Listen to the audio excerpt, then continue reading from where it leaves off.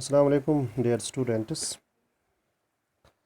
आज जो हमारा टॉपिक है जो अभी डिस्प्ले हो रहा है that is heat stroke and how to deal with the victim. आज हम बात करते हैं जो हीट स्ट्रोक होता है वो क्या है और उसके बाद हीट स्ट्रोक विक्टिम को हमें किस तरह डील करना है, हमें उसको किस तरह फर्स्ट एड प्रोवाइड करना है ताकि चाहे हम इसको हॉस्पिटलाइज कर सके या उसकी कंडीशन नॉर्मलाइज हो। देखिए बेटा, सबसे पहले हम डिफाइन करेंगे हीट स्ट्रोक क्या होता है। अब देखिए, ये जो डेफिनेशन है हीट स्ट्रोक की कि heat stroke is defined as sudden temporary loss of consciousness due to because the temperature regulating system of the body fails in hot and dry environment।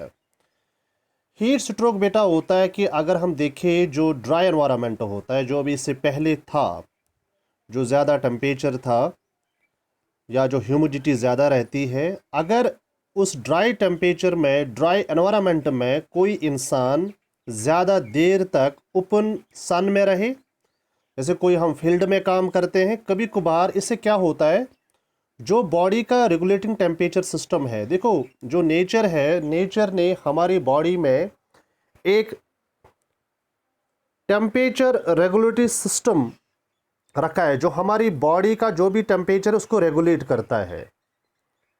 जैसे मैं आपको एग्जांपल देता हूँ, अभी विंटर आने वाला है, जो विंटर में टेम्परेचर बिल्कुल ड्रॉप होता है ज़ीरो तक। उसके बाद जब हम देखें मार्च अप्रैल, उसमें जो टेम्परेचर उसमें इंक्रीज़ होता है, मगर वो अचानक इंक्रीज़ नहीं होता है, वो आहिस्ता आहिस्ता से इंक्रीज़ होता है। और हमारी बॉडी जो है, हमारा जो regulatory system of the body है, वो उस एनवायरनमेंट में अपने आप को एडजस्ट करता है। लेकिन कभी कभार जो बॉडी का जो रेगुलेटिंग टेम्परेचर सिस्टम है, अगर हम ज़्यादा ड्राई एनवायरनमेंट में ज़्यादा देर तक रहे तो वो कभी कभार फेल होता है। हमारी बॉडी उस टेम्परेचर को बियर नहीं करती है और इस वजह से क्या होता है कि एक इंसान, जैसे मैंने लिखा है sudden, defined as a sudden temporary loss of consciousness. और जो कॉन्शियसनेस जो है, जो अभी हम कॉन्शियस है, क्योंकि हमारा रेगुलेटरी सिस्टम ऑफ बॉडी इस वक्त काम कर रहा है, अगर ये फेल हो जाएगा तो ये कॉन्शियसनेस सडन फेल होता है, इंसान उसी वक्त फेंट होता है, अनकॉन्शियस होता है। और अनकॉन्शियस का रीज़न क्या होता है कि जो बॉडी का रेगुलेटिंग टेम्परेचर सिस्टम है वो काम करना बंद कर देता है due to hot temperature, due to dry environment. ठीक है, तो उससे क्या होता है, इंसान बिल्कुल उसी वक्त अनकॉन्शियस होता है। और अगर ये ज़्यादा देर तक अनकॉन्शियस रहेगा, आप देखिए बहुत सारे इंसिडेंट्स ऐसे केसेस होते हैं कि हमने देखा ज़्यादा जो वुमेन फोक है तो वो ज़्यादा, उनका इम्यून सिस्टम उतना स्ट्रांग नहीं होता, वो ज़्यादा उस हॉट टेम्परेचर को बियर नहीं कर पाते हैं। अगर वो ज़्यादा देर तक ओपन फील्ड में काम करते हैं तो इससे क्या होता है, उनका जो बॉडी टेम्परेचर, जो regulatory system of the body होता है वो फेल होता है, इस वजह से वो अनकॉन्शियस होती है। और अगर वो ज़्यादा देर तक उस कंडीशन में रहे तो विद नो टाइम उनकी डेथ हो सकती है। तो इस कंडीशन में हमें क्या करना है, सबसे पहले हम बात करेंगे सिम्टम्स की कि सिम्टम्स क्या है। आप देखिए बेटा, जो यहाँ पे सिम्टम्स की बात करते हैं कि अगर हमें कैसे पता चलेगा कि इस विक्टिम का हीट स्ट्रोक हुआ है। रेड अपियर्स स्किन,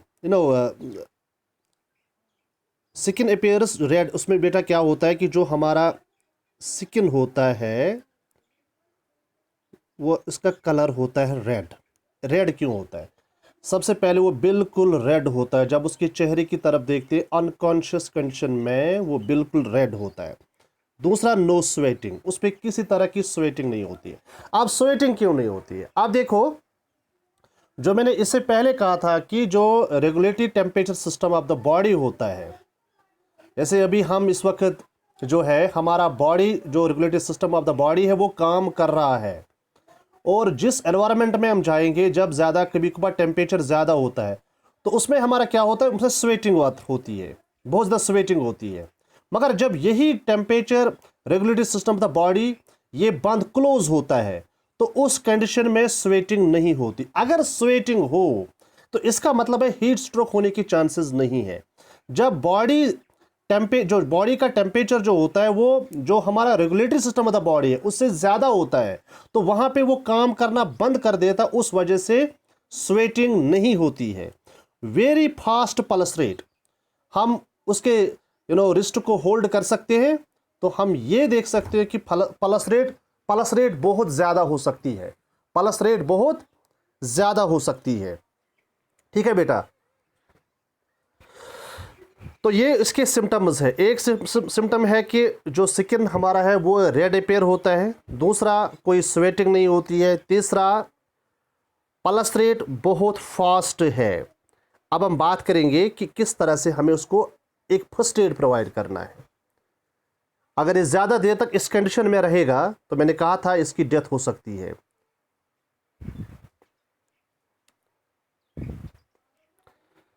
अब देखिए व्हाट टू डू। अब आप क्या करेंगे इसके साथ? अगर आप इसको हॉस्पिटलाइज करेंगे तो जितना टाइम आपको लगेगा हॉस्पिटलाइज करने में, उस टाइम उसकी डेथ हो सकती है। अब बेटर यही है कि मैंने कहा था ये जो टॉपिक है, तो ये जो लाइफ सेविंग प्रोसीजर है, जो डिज़ास्टर मैनेजमेंट जो हम आज पढ़ रहे हैं, ये लाइफ सेविंग प्रोसीजर्स है। लाइफ सेविंग प्रोसीजर्स में क्या है कि हमें ये याद रखना है, हमें ये मतलब अंडरस्टैंड करना है कि जो डिफरेंट विक्टिम्स होते हैं उनको हमें किस तरह फर्स्ट एड प्रोवाइड करना है। जैसे इससे पहले मैंने कहा था जो बर्न पेशेंट के साथ क्या करना है, या उसके बाद जो मैंने लिखा अनकॉन्शियस, उसको DRABC फार्मूला फॉलो करनी है, किस तरह एयरवे हमें रेस्टोर करना है, किस तरह हमें ब्रीथिंग रेस्टोर करनी है, किस तरह हमें उसकी सर्कुलेशन को रेस्टोर करना है, कंप्रेशंस, या मैंने उसमें बताया था आपको अगर ये इलेक्ट्रिकल शॉक हो तो मैकेनिकल डेफिब्रिलेशन, एक टर्म मैंने बताई थी। ठीक है, वो जो इसमें हम क्या करते हैं, उसके जो thumping blow at the centre of the chest, ठीक है, वो जो करते हैं, इससे जो एक्सटर्नल मैसेज मिलती है हार्ट को, तब तक हम विक्टिम को हॉस्पिटलाइज कर सकते हैं। तो यहाँ पे हमें देखना है जो अनकॉन्शियस विक्टिम होता है उसके साथ में क्या करना है। देखिए नंबर फर्स्ट है all efforts to lower body temperature. सबसे पहले हमें क्या करना है, हमें तमाम एफर्ट्स को फॉलो करना है कि मकसद हमारा यही है कि हीट स्ट्रोक जो है इसका मतलब है बॉडी टेम्परेचर बहुत ज़्यादा है, तो हमें क्या करना है, बॉडी टेम्परेचर को लोअर करना है, हमें तमाम एफर्ट्स को कैरी करना है। हम ये कर सकते हैं कि उसको शेड में ले सकते हैं। ठीक है, अगर ये ओपन फील्ड में है तो उसको हमें क्या करना है, उसको हम शेड में ले जा सकते हैं। उसकी लेग्स को हमें रेज करना है, या उसकी जो क्लोथ उसको हमें टाइटन भी कर सकते हैं, ये भी कर, उनके कपड़े हमें थोड़ा ढीला करने हैं। उस पर हम पानी भी दे सकते हैं, ठंडा पानी जो है कूल वाटर, वो उस पर भी लगा सकते हैं कि जिससे बॉडी टेम्परेचर लोअर हो।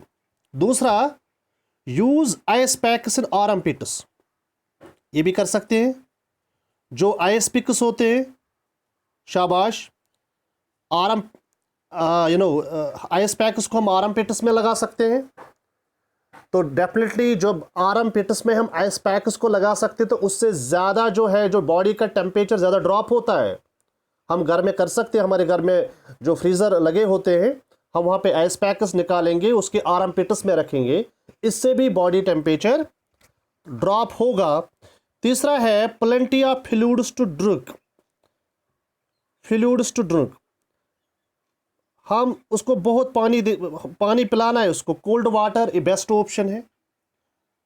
ठीक है, वो हम पिला सकते हैं। कोक वगैरह जो होता है वो हम उसको पिला सकते हैं, मतलब कि जिससे बॉडी टेम्परेचर ड्रॉप हो। तो हम उसको पहले शेड में ले जाएंगे, लेकिन याद रखना कि क्राउड वहाँ पे नहीं होना चाहिए, बस 1-2 आदमी वहाँ पे रहने चाहिए। उसको हम फैनिंग भी कर सकते हैं। ठीक है बेटा, फैनिंग भी कर सकते हैं उसको। तो उसके कपड़े जो है जो टाइट क्लोथ उसको हमें थोड़ा लूज़ भी कर सकते हैं, उनकी लेग उसको हमें रेज करना है, उसके ऊपर हम पानी भी लगा सकते हैं, उसको हम पानी पिलाना भी है। और उसके बाद जो मोस्ट इम्पॉर्टेंट वन है, keep a watch that victim passes urine. तब तक विक्टिम को हमें नहीं छोड़ना है जब तक कि हमें ये पता ना चले, हमें पूरा वॉच करना है कि जो यूरिन है वो सबसे पहले उसका जो यूरिन होना चाहिए। अगर यूरिन वो उसने किया, वो यूरिन के लिए चला गया, तो इसका मतलब है कि बॉडी जो रेगुलेटिंग टेम्परेचर सिस्टम है उन्होंने वो फिर से काम करना शुरू किया, और अब जो ये है जो विक्टिम है, अब इसको कोई खतरा नहीं है। इसीलिए हमें क्या करना है, उसको हमें ज़्यादा से ज़्यादा पानी पिलाना है ताकि यूरिन पास हो। अगर यूरिन पास हो तो विक्टिम नॉर्मलाइज। अगर उसके बाद इसकी कंडीशन थोड़ा डेटोरेट होगी तो उसके बाद we have to admit him to the hospital. तो ये था आज का जो टॉपिक, तो हाउ टू डील जो है, how to provide a first aid to the victim, heat stroke victim. कि हीट स्ट्रोक क्या होता है, इसमें बिल्कुल ड्राई एनवायरनमेंट में जो body regulating system of the body होता है वो फेल होता है, उसके जो सिम्टम्स, कोई स्वेटिंग नहीं होती है, स्किन रेड होता है, उसमें एक या वो कंफ्यूज भी हो, तो वो कंफ्यूज्ड होता है विक्टिम। तो उसके बाद हमें क्या करना है, उसको कि सब सारे इफर्ट्स को कैरी करना है ताकि बॉडी टेम्परेचर लोअर हो जाए। Thank you.